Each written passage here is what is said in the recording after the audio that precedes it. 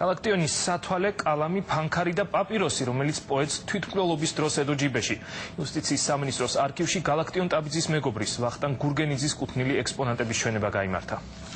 ეს არის პაპიროსი რეკორდი, რომელიც გალაქტიონს ჯიბეში ედო. პაპიროსი რეკორდი, რომელიც ეროვნულ არქივშია დაცული, გალაქტიონს ჯიბეში მაშინ ედო, როცა ლეჩკომბინატის ფანჯრიდან გადმოხდა. თვითმკვლელობამდე რამდენიმე წუთით ადრე პოეტმა ყველა სიგარეტს სათითაოდ მოუკიდა, თუმცა არც ერთის მოწევა არ დაუმთავრებია. ეს არის რთული კაცის, რთული ცხოვრების ბოლო აკორდი. ანთო მოწია ჩააქრო, ანთო მოწია ჩააქრო, ესე იგი რამოდენიმე სიგარეტი აქვს. ანთებული სიგარეტთან ერთად ეროვნულ არქივში დღეს ის ფოტოები გამოიტანეს, რომლებიც წლების წინ მეცნიერმა ვახტანგ გურგენიძემ გალაქტიონს გადაუღო. ეროვნულ არქივში ამ კვირაში სწორედ მის მიერ მოძიებულ მასალებს აქვეყნებენ. საქართველოს იუსტიციის სამინისტროს ეროვნულმა არქივმა დაიწყო თავისი დოკუმენტებიდან ყოველ კვირას თითო ფონდის წარმოდგენა საზოგადოებისთვის, ვინაიდან უფრო პოპულარული და ხელმისაწვდომი გახდეს ის დოკუმენტები, რომელიც ჩვენ საცავებში არის ნებისმიერი დაინტერესებული პირისთვის. ვახტანგ გურგენიძის მიერ მოძიებული მასალები დღეს მისმა შვილმა და შვილიშვილმაც დაათვალიერეს.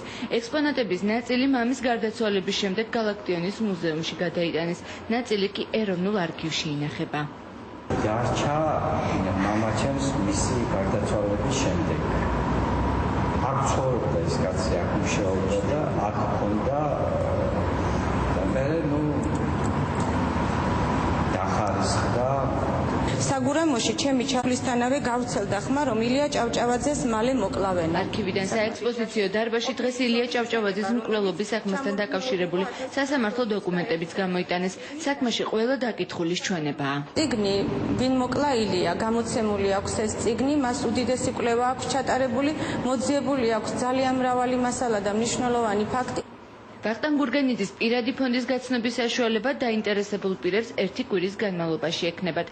ნოემბრისთვის ამ და სხვა მასალებს გალაქტიონის საიუბილეო წლის აღსანიშნავად კიდევ ერთხელ გამოფენენ. ეროვნული არქივი გალაქტიონის 120 წლის იუბილეს ექსპოზიციით აღნიშნავს. კურიერში ახლა რეკლამის